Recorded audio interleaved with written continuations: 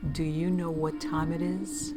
It's supernatural story time. And if you're easily scared, and even if you're not, there's only one thing left to do.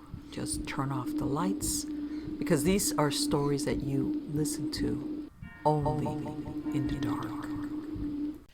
Pick Your Poison, Volume 4, Story Number 1. In the summer of 2005, I had just graduated from high school. Having wrecked my first car, stupid teen, right? Always having to get around to visit friends via a four-wheeler. Well, it's about a 30 to 45-minute ride on West Virginia ridgetops and ridges to get to a little place called Big Run, West Virginia. Just a few houses along a valley road and a post office, which was just a collection of mailboxes. Well, I spent the majority of the day hanging out and doing country kid stuff, and it was well past midnight when I decided it was time to head home. I was about halfway through my trip home on an overcast night. I was in a heavily vegetated part of the trail, with brush briar bushes coming right up to the narrow gravel dirt path I was riding on. Something in my mind told me to stop and check to make sure I had all the things I needed, like cell phone and house keys.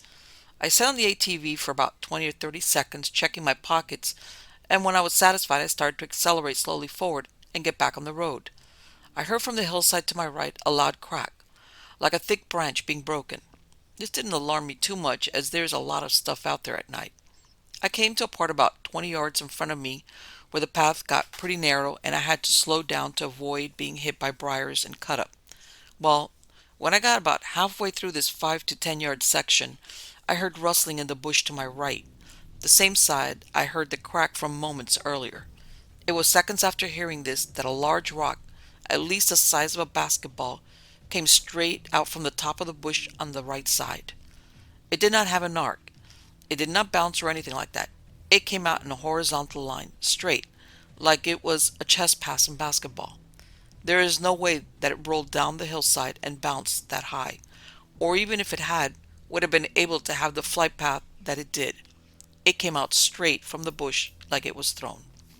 I had started to hit my brakes when the bush started rustling because I was expecting a deer or some other animal to bolt across the road, so the rock barely missed my head. I felt the wind from it as it passed. It was that close. Just as it missed and hit the ground with a thud, I heard a very low growl. A growl so low and so close that it made the bones in my chest vibrate, like a bass guitar amp vibration, deep and low and angry. After I heard that, I floored it. I had made it about a quarter to a half a mile down the path when the damn four-wheeler started to sputter. I had forgotten to switch to reserve tank after a day of riding around, and I had run out of gas in the main. The four-wheeler sputtered to a stop, and all I had was red brake lights behind me and my headlights dead ahead. I reached up and flipped the knob to reserve and started trying to start it, but didn't put the choke on, so it was fighting to pull gas into the engine. I sat there trying to start it for a few seconds, and I heard heavy thudding and large crashing coming from the left side of the road.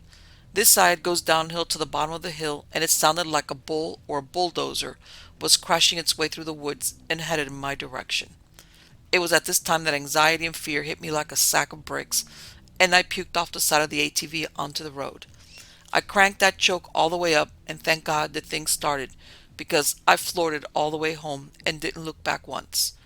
I kept that speedometer needle maxed for as long as I could. The rock that was thrown at me sat on the side of that path for years, until the roads got widened to make room for the big trucks being used in the fracking boom nowadays. That's how I know I wasn't crazy, and it was the only piece of evidence I had, no matter how flimsy. Most people just say it rolled there, but I know better. I saw how it got there. Whether you believe in Bigfoot or not doesn't matter. If you find yourself at the wrong place at the wrong time, you will have a baptism by fire, just like I did. Next story. As a kid in the mid-70s, I used to spend a fair amount of time in the Los Padres National Forest north of LA. I was 11 at the time and was on one of my favorite trails leading into a box canyon. I knew this remote area pretty well. I had been up that canyon many times pinking and hunting with my Winchester 94-22 that never left my side as a kid in the wilderness. Boy, times have changed.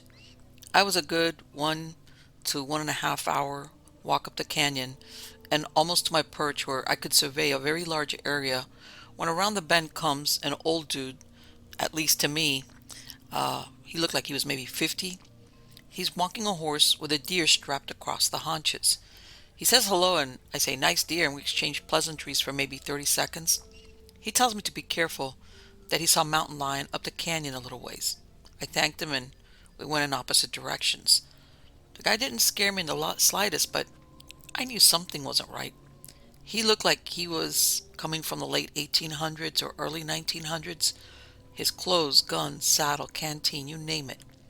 5 minutes later, I'm at my perch and you can see a 200-yard stretch of the only trail out for about a mile down the canyon. I'm looking for this guy and never see him in about an hour's time of sitting there. I'm worrying a little and thinking maybe I should head down and see if he was hurt or having some kind of problem. People used to do stuff like that for each other. Now I see two people walking that stretch up the canyon, and I stayed put, but kept an eye on the stretch for the next half hour, and still nothing. Up the trail come my two older sisters, and I realized they were the ones I saw coming up the trail. I asked about the guy with the horse and the deer, and they said, I'm the only other person they came across since they started up the canyon. There was no side trails or canyons, and no place to hide between my observation point and that trail below. My sisters looked down and said, You're full of it. Where are the tracks? To that point, I hadn't thought to look, and they were right. There were no tracks. Next story. I met Miles, a Vietnam vet, in the mid-80s. He and his wife had moved into one of my parents' rental houses. Miles was on disability, medicated, didn't work, and smoked like a chimney. He would tell stories while we hung out. This story is about after his return from Vietnam, but before he returned to the world. Miles found a hooch that he could stay in behind a small mom-and-pop store in a small town on the north side of Great Salt Plains State Park in Oklahoma. He would do odd jobs around the acreage and store fuel station for his rent. According to him, he ate mostly bushmeat and what came out of the garden. One of his favorites was frog legs, which he harvested in a swampy area down the North Fork of the Salt Fork River that flows out of the lake. So one night, Miles is wading chest deep through there with a gig and a headlamp, scanning back and forth for the reflection from a set of eyes. This is how he described it to me. I turn my head and I'm looking at a willow branch running parallel to the water surface, and I see that it has some burls on it, and I think, those burls look just like toes. And I follow them along the branch, and the burls get wider and longer in the beam of the lamp, and I think, cool, now they look like a foot. Damn, there's two of them. I follow them with a light and come to a couple of limbs growing straight up out of the burls. Those are legs. About that time, a hand comes down on the back of my neck, grabs me by the collar and hair and yanks me out of the water and sets me on the limb. A face surrounded in uncut hair and bad breath leans down over and says, "Do you drink?" That was how I met Tommy L. Tommy was a World War II island watcher, one of those guys they'll drop on an island with a radio and a pair of binoculars to watch ship aircraft traffic. And Tommy never reacclimated. He lived off his pension and had a shack in the swamp on this land that the owner never visited. So Tommy led me out of the swamp to his shack. There's a bed, a table, a chair, and one coffee cup that hadn't been washed, so there's one clean spot where Tommy drinks from. That's Tommy's test of people. If you drink, you're okay. If not... So Tommy pours half a coffee cup of whiskey and drinks half of it and hands it to me. That was the start of a relationship till Tommy died. Like I said, this was told to me 30 plus years ago. I visited Tommy's cabin site and spoke to folks that remember him and Miles. Next story. I was working nights and got off that night at 4 a.m. the morning after Halloween. I wasn't overly tired or anything, just a normal night of work. I was driving home on the freeway when I saw movement on the shoulder to my right. I slowed down and I was already in the far right lane. At first I thought I saw two toddlers walking on the edge of the freeways. As I got closer, I could see it was a tiny man and woman. They were dressed like they came out of the 1600s. The man looked like the typical garden gnome, long beard, pointed hat, elf-type shoes, vest, and was just casually walking along, gazing at the stars. The woman wore a long dress with an apron and some kind of bonnet-type hat. She was clinging to the man's arm and looking at my car in terror, like she had never seen one before. They were so small, I doubt if they reached the top of my car hood, which was a Chevy Cavalier. At the time, I was in shock seeing them so abruptly. Then I thought they could have been a pair of little people, that maybe they had car problems after a Halloween party, but there were no cars on the side of the freeway. If I wasn't in such a hurry to get home and kind of get caught in the early morning traffic, I may have stopped to see if they needed help. But I also had one of those feelings that something wasn't right with the situation. Has anyone else seen gnomes type beings and stopped for them? Next story. I once led a trip to the top of Mount Sterling in North Carolina. It's a tough climb to get to the top and about 6 miles from the nearest road. I was leading a group of 8 middle school kids and one co-instructor. We were camping out on top of the mountain and it was a beautiful night with a full moon. The kids and the other co-instructor went to bed in their tents. I chose to spend the night in a hammock that night. I was really into the book I was reading, so I stayed up and read until about 10:30 p.m. I turned my headlamp off to settle in for the night. Everything around me was rather bright from the moon and from the position I was in. I could see down the trail we had hiked to get to the top. I lay there enjoying the scenery and noticed something moving on the trail. Bears are common in the area, so I perked up. As it got closer, I could tell it was a person. We were in the middle of nowhere, and there was someone hiking up the trail with no headlamp or any gear. I was just frozen watching this person move closer to our camp. They arrived at the top of the mountain where we were and just stopped. I watched as what appeared to be a man surveyed our camp. I really could only see the outline of him. He stood there for what seemed like 30 minutes, but may have been 10. He then turned and sat down under a tree facing our camp. He was sitting up in a way that I knew he wasn't trying to sleep. He just sat there staring at our camp. I had no idea what to do. I decided to wait it out. I waited, just staring at the man while he stared at my camp. This went on until about 3:30 a.m. Then he stood up, took a moment to survey my camp a few minutes longer, and then went back down to the trail he came up on.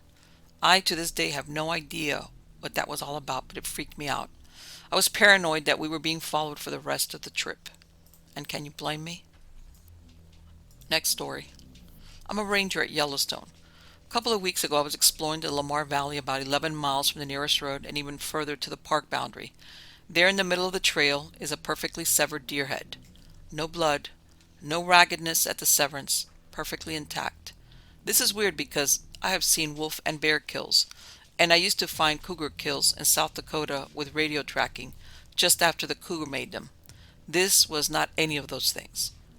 The head was completely uneaten. Eyes, tongue, everything intact. Even the ravens hadn't touched it yet. No caching, no scat. Right smack in the trail, but again, no blood. Even a human doing it made no conventional sense. It was a doe, so it had no antlers. Plus, why leave it in the trail? Whole thing, even in broad daylight, gave me chills. Just an ocean of waving grass, bison calmly grazing, and a perfectly clean deer head right in the path. Next story. There was a group of teens that hadn't been heard from after their scheduled return time from a camping trip. A co-worker and I headed out in the general direction the teens had set off in.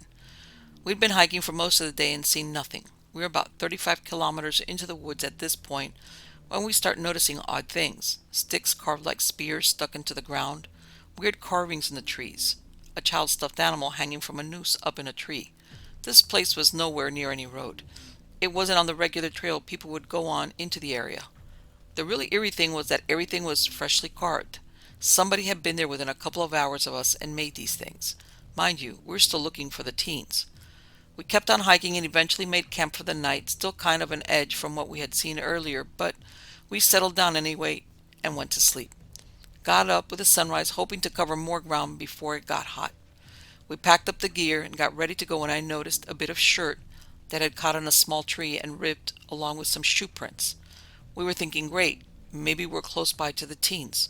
When a radio call came through, the teens had just been found 20 kilometers east of us, and they were calling everybody back. All those weird things we had seen from the day before came flooding back into my mind, and we wasted no time hiking out of those woods. Next story. Many years ago, my wife and I were driving around a place in Louisiana called Melrose.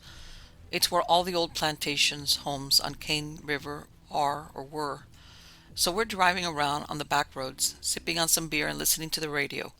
We came across a cemetery that was sold that looked like the people that took care of it died long ago. There was vegetation everywhere and even some trees growing into some of the headstones. I told her to stop because I'd like to walk around old cemeteries and check out the tombstones. There were many from the 1800s or older. This cemetery was right next to a bayou, so many of the graves had a concrete brick covering over them to keep them from washing away whenever a flood hit and the bayou fills up. While I was walking around, I noticed that one of the graves had a hole smashed into the side of the concrete. So I went back to the car and got a flashlight. When I came back and looked into the hole, you could see the top of the coffin and tree roots growing everywhere. In the corner of this grave, right on top of the casket, was a white plastic Walmart bag. I was thinking maybe somebody stashed some money or something valuable there, so I got a stick and fished it out of there. When I opened it, I had no idea what I was seeing. There were several Walmart bags all together. After getting through the many layers of plastic, there were 3 pieces of cypress bark, tied together with red and black yarn and covered in cayenne pepper. I unwrapped the yarn and opened it. Inside were what appeared to be the inside of a pumpkin with seeds everywhere. There were thumbtacks all in it, as well as red and black candles that were burned down to almost nothing. Pencils were stuck through this weird package at odd angles, sort of holding it all together. Inside, in the very middle of all of this, was a piece of paper. On one side of this piece of paper was all 3 names of the man whose grave it was in. It was written both horizontally and vertically, and covered that whole side of the paper. On the other side of this paper was written the words, "Shut your mouth," over and over, both horizontally and vertically, just like the other side. I knew there was still some old folks that messed with voodoo that lived out there, so we kind of creeped out and just left the cemetery. A few months later, we were telling a friend about it, and he decided to go drive out there and look at it. We went with him and looked in the grave, and it was the same as before. A white Walmart bag sitting on top of the casket in the corner. We left it alone this time. I asked a friend of mine who's into this stuff, and it turns out the bark, yarn, pepper, all of that stuff was used for binding spirits to their grave. Apparently, whoever was in that grave had some voodoo talismans put there so their spirit would not come back and haunt the living. Next story. When I was in Afghanistan the first time, one of our cops did 8-hour guard shift rotations on 3 towers. The other was kind of pointless and got turned into the ammo dump. One was the north tower, one the south, and on the other side of the compound was a gate, serpentine and guard tower for it to the actual American side. Now mind you, when we replaced the losing unit, there was a mechanic left behind to hand over the trucks and 1 or 2 of his Joes. And one of the first things he told us was that the towers were haunted, and specifically the story about the ECP, where one of the Afghan cops had let a suicide vester onto the American side. He didn't get very far, but he wrecked the serpentine and collapsed the tower, killing the kid in it. Funny story, I actually met back up with him, the sergeant, not the kid, again when I was with a completely different unit. I think it may have been in Kandahar, not sure anymore. Small army. Anyway, so this ECP tower, I pulled the late night shift, and the way it was structured, it went to 3 or 4 in the morning, which means I not only pulled sundown, but all of the witching hours on a border cop in the boonies of eastern Afghanistan. And about 1:30, 2 o'clock, I hear rustling and scratching, and I figure, God damn it, probably rats somewhere, even though I haven't seen one yet. I know they're there, but I can't see it. It never crosses my vision, and I had my NODs down after that first noise. I keep looking for it, but no go. And as late as it is and as bright as it is, it was either full moon or close to one. I both A, figure I should see this damn thing, and B, my mind starts to go haywire. But that's just the stuff that gets me jumpy. What really got me was late into this evening. The moon had gone down, and maybe around 3, it was pitch dark, but for the stars, and I feel someone standing by me. You know how you kind of tell by magnetic fields or whatever? Some people are better than others. I'm not too great, but this was strong, and I don't turn around for the longest time. I actually don't look back before I key the radio. Zulu, this is ECP, is Sog out, over, because maybe he's effing with me, but I'm too goddamn terrified to turn around. Negative ECP, he's with me. And so I squeak out a belated Roger and finally work up the courage to turn to my side. This thing is over my left shoulder. And there's this hole. I don't know how you would describe it. Like, it didn't look any different to my eyes, I guess technically. But I knew where the edges of the knot thing was. I could feel this like sucking, like where gravity shouldn't be, and my stomach dropped to my knees. And that knowledge kind of blended into my sight to mark the boundaries of a dude-sized oval. And I just screamed at it. Not screamed, screamed at it. Like I was so pissed off that this thing was effing with me, it never occurred to me to keep my voice down or invoke God or something. I just roared, "Are you effing serious? Get the F out of here!" And guess what? I've never had a supernatural experience since then. Next story. In 2009, my family went out to get a Christmas tree. We were about 20 or 30 miles from home, way out in the middle of nowhere. This road we were on is fairly regularly traveled by people with jeeps and such because the mud is really soft, even when there's snow. Something to do with the chemical makeup of the rock or something. That's important. So anyway, this road is on top of a ridge when we find a suitable tree and stop to cut it. Recently, we had watched a documentary on Bigfoot that had kind of freaked my siblings and I out, so my younger brother kept asking if Sasquatch was in this part of the forest. We kept telling him that Sasquatch isn't real and not to worry, but his insistence was starting to creep my sister and me out. We got the tree on the ground, pictures were taken, and my dad's cleaning up some branches from the bottom when my mom gets the great idea to throw a rock into the woods right next to the car. For those that don't know, this is common Sasquatch behavior. So my brother is really getting worried. After several rocks, my mother was done throwing things when out of nowhere, a decent-sized tree branch lands on the roof of the car. This branch was bigger around than our tree, which was a problem because our tree was among the biggest and the tallest in the area. At the time, I brushed it off as my dad being silly since I didn't hear him sawing anymore. We pulled the branch off the car, and I went to go and urinate while my dad tied everything down. I walked down the hill about 10 feet until I found a suitable bush. But on the way down, something got spooked from around that spot and took off to my right. I figured I'd come across a deer or something, so I went down to where it had been to look for the tracks so I could identify the animal. As I got down there, I couldn't find much except some trampled grass and broken branches where the animal had busted through the underbrush.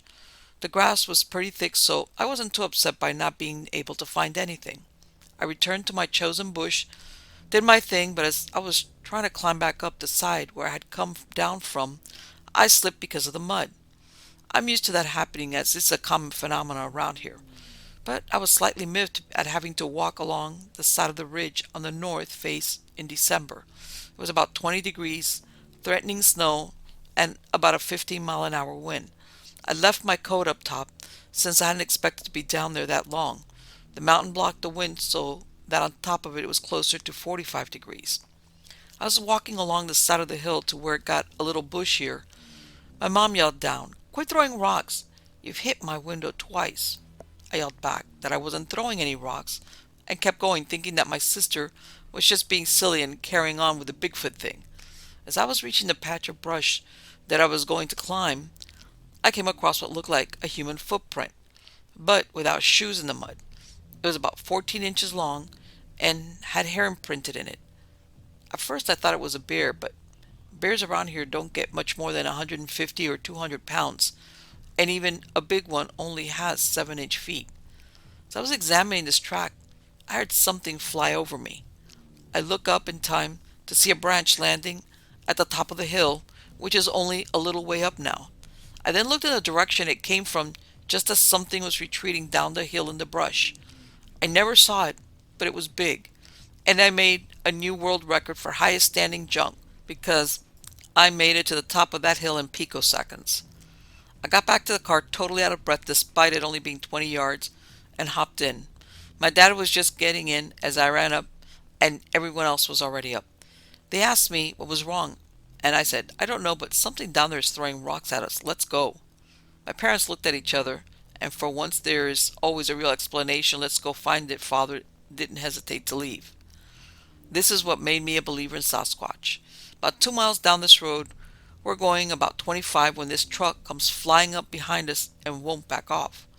We pulled over in a white spot, but instead of passing, the truck pulls next to us and the driver rolled down the window. Turned out to be a guy we knew who was a logger from the time he was 15. He spent his whole life in the woods and always denied the existence of Bigfoot. But when he stopped next to us, he was terrified and he said, "Get your ass in gear and scoot. I just saw Bigfoot." We followed him to the main road where we stopped and asked him where he'd seen this Bigfoot. He said that someone had been cutting up a tree there, probably for Christmas, and that the thing had been standing on the side of the road. Next story. This tale begins in a bar in northeastern Montana in the winter of 1921. There my grandfather, a young, hard-drinking, foul-tempered World War I veteran and a son of Welsh-Irish immigrants, got into a serious scrap with local Native American over a woman. It was a serious enough fight that my grandfather stabbed the other guy a couple of times with an ice pick to keep from being knifed himself. The Native American survived, and both men apparently spent much of the winter of 1921 and 22 in adjacent cells in the town lockup over the incident. My grandfather claims that the Native American cursed, when I say cursed, I mean cast spells with malicious intent, at him daily from his cell. Naturally, my grandfather laughed and mocked the Native American as he did. The two men were finally released from jail on the same day in the early spring of 1922, and my grandfather immediately set out alone for his placer claim some 20 miles into the Montana mountains from town. It wasn't long before bad things started happening. His camp was ransacked by a grizzly bear while he was working the claim within a couple of days of arriving. Half his supplies were eaten or carried off, but he decided to stay and work for as long as his remaining supplies would permit. His pack mule was killed and eaten by a bear a day or two later, and each night he woke to the sounds of a bear in camp. At this point, my grandfather was starting to worry that he had indeed been cursed. The thought that the bear might be some sort of skinwalker crossed his mind as well. He waited up the next night and shot what he assumed was the offending bear as it strolled into camp. The bear ran into the woods, mortally wounded, and my grandfather hoped his troubles and all thoughts of a curse were finally behind him. The next morning, he walked down to the stream and stepped onto a rock that rolled from underneath him, and he fell into the creek, which was swollen from the early spring runoff. His ankle was broken, and the swift current carried him over a mile downstream before he could extricate himself from the icy water. He managed to drag himself back to his camp, frozen and with a broken ankle, but not before a late-season snowstorm began blanketing the area with heavy snow. He laid down in his tent, too hypothermic and exhausted to even start a fire, and decided it was a good day to die. He eventually closed his eyes and expected not to wake up. My grandfather remembered nothing of the following couple of days. His next memory was waking to the face of the Native American man he had stabbed months earlier, hovering over him. The man had walked 20 miles into the mountains to kill my grandfather, but had lost his nerve when he saw my grandfather laying, barely alive, in his bedroll. The Native American allegedly lifted the curse he had placed on my grandfather, as my grandfather watched and nursed him back to health over the course of several weeks. They returned to town as best friends, and they remained brothers until my grandfather died, some 60 or so years later in Salt Lake City. My grandfather was so grateful to the Native American for saving his life, he made him partners in his placer mining operation. The operation produced enough gold that both men retired quite young. In any event, I always thought this was a great, slightly creepy story. Next story. Several years ago, my wife and I were separated. Enjoying my newfound freedom, I was also enjoying a new hobby, landscape photography. On a whim, I decided to head up to the Wilsons Creek Wilderness area. It's considered a wild and scenic area of the Pisgah National Forest. There are whitewater rapids where the more experienced kayakers paddle. The graveled roads and trails wind deep into the mountains. I was only vaguely familiar with the area, but it was a beautiful sunny day, and I had the top of the new Jeep. I meandered along slowly, stopping occasionally to take pictures, and just enjoying nature and getting into the woods with my Jeep. I had been going on all day into the afternoon, and I had made numerous turns into some of the smaller and less traveled roads, looking for and finding those wild places to photograph. I came upon a small bridge that crossed a feeder creek. There was a turn out that ran parallel to the creek, so I turned and drove about 50 feet before parking. I grabbed my camera and headed down the steep bank and started taking pics. After a few minutes, I heard two car doors close. I looked over my shoulder and saw two guys slowly walking in the general direction of me and my Jeep. I made eye contact with the first guy and tried not to look panicked. I turned my back to them and casually took a couple of pictures, then turned and started walking up to my Jeep. We all three arrived at the same time. They were sizing me up, and as the leader walked down the far side of my Jeep, he was glancing inside it. As he was moving toward the front of my Jeep, the other guy remained directly behind it, about 10 feet back. I had already realized several mistakes I had made. I was not carrying, I had no knife or cell service, and I told no one where I was going that day. I broke the ice as fast and as casually as I could by tossing my camera into the seat of the Jeep. I said, "How are you guys doing today?" They seemed really uncertain about me and were watching me as closely as I was watching them. They responded cautiously and asked what I was doing way out there. I placed my right hand down in my pocket and leaned up against the driver's door as if I was concealing something. Meanwhile, I'm glancing left and right because they were trying to get on each side of me, but my cool head and hidden hands had them proceeding cautiously. So I answered his question by saying, "I'm retired military, and I'm out here in nature getting some pictures of beautiful things, trying to erase images of the ugly things I've had to do." Both of them seemed to temporarily change completely, as if they were going to have to be more cautious. They asked me a few questions about the military, and I got the feeling it was more of a test to gauge my potential badassery. After some brief questions, the leader said, "There was a game warden killed just on the other side of that bridge 30 years ago." This was a strange and sudden turn in the conversation. I replied, "No, I didn't know that. How unfortunate." With a sneaky grin, he said, "Yep, and they never found who did it." I didn't know where this came from, but he had barely finished his comment and I replied, "Well, that sounds crazy, but after being in a war zone, there isn't a goddamn thing on this earth that scares me anymore." Again, I noticed their demeanor changed. I had put them back in the caution zone. While they were glancing back and forth at each other, wondering how to proceed, I decided not to hang around and let them get bold again. I opened my Jeep door, and as I got in, I said, "If you gentlemen will excuse me, I'm meeting some other Jeepers up the road. If I'm late, they'll be looking for me." As I settled into the seat, I kept one eye on my mirror, watching the guy behind my Jeep and the other guy in the front. They were still exchanging uncertain glances as I put her in reverse. The guy behind me didn't move. He was about 10 feet back, so I released the clutch and started backing toward him. And when he noticed I was looking straight through him with no intention of stopping, he jumped to the side. Luckily, their car was not blocking the turnout. I backed into the gravel road, and as I drove away, I wondered how the hell I managed to stay so cool and how damn lucky I was to be on my way home. I guess it was my military training that got me through that one. I swore to myself that I would never go off again without protection and without telling someone where I was going. Next story. I used to never believe in ghosts or the supernatural, but I do now. Back in 2008, I did a bit of a journey to commemorate the centenary of World War I. I followed the route to the trenches and battlefields, starting in Asiatic Turkey and finishing at the English Channel in Belgium. I spent the vast majority of the journey on my own, and I think that my mind became tuned into certain things. I can't quite explain it, but every time I crossed an old battlefield, I knew that one was there, even if I wasn't exactly sure where I was on my map. The hair would stand up on the back of my neck, and I would feel cold. It was like walking into a freezer at times. This was creepy in itself, but it was worse at night, as I had no option but to camp near to or on the battlefields. Two events weighed heavy on my mind. The first was in the former Yugoslavian Republic of Macedonia, and I was sleeping up a tree. There were bears, and I only had a knife. It had just got fully dark, and I was in my hammock 20 feet up trying to get sleep.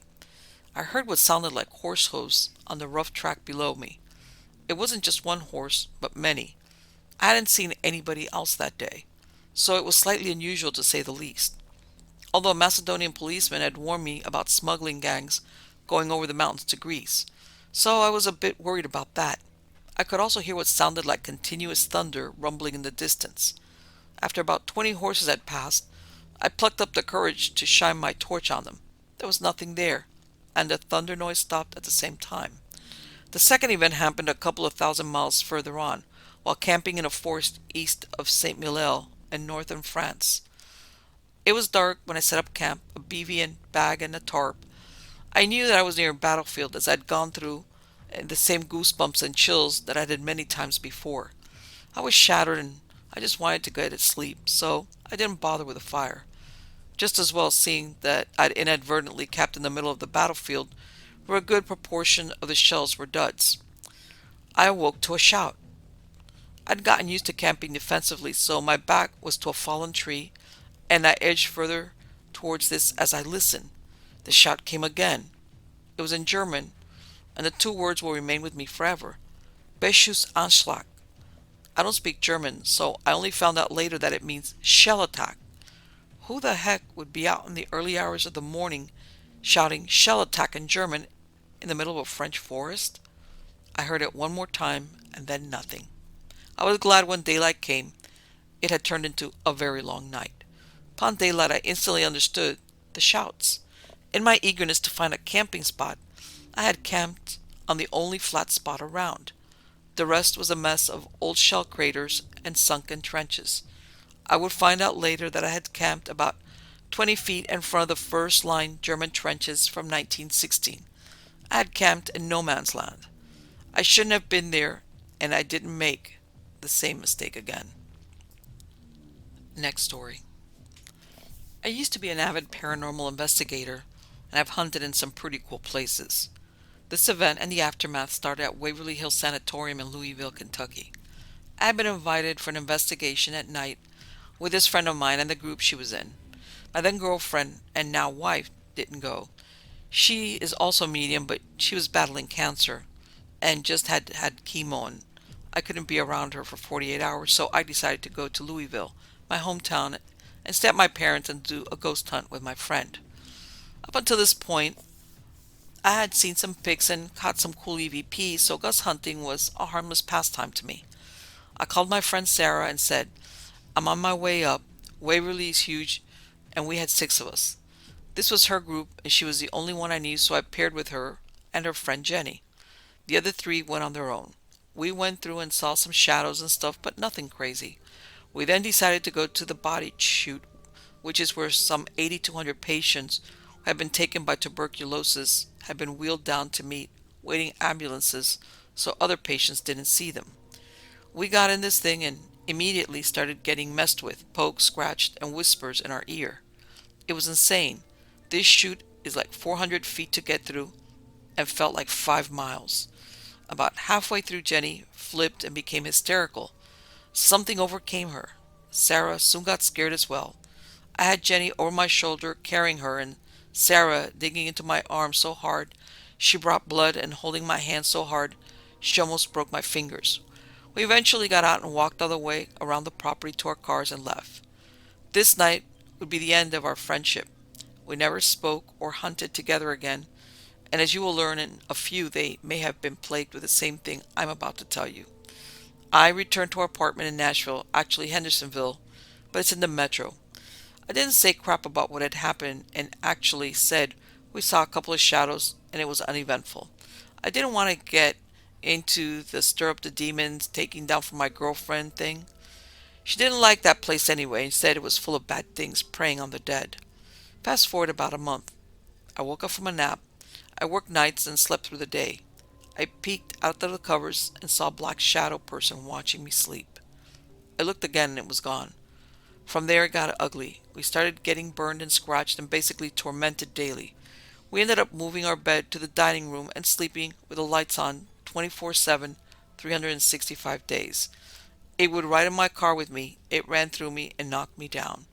We called a priest and a demonologist in, and they just got it more pissed off than it was before. My girlfriend shut down, refused to read or interact with it. We called in another medium who dealt with demons, and she said it was very old and hadn't been human in centuries. We moved twice to get away from this. The next move was a trailer in the country where we ran into old green eyes. We moved 2 counties west and bought a house, and the deal was over. I no longer ghost hunt, and we're care for where we go. If my wife has a bad vibe about it, we don't even go in. Yeah, it's out there. And kind of hard to believe, but it's true, and it happened to us. Ghosts are real and there are bad things that go bump in the night. I've seen them. Don't mess with the dead. They mess back sometimes.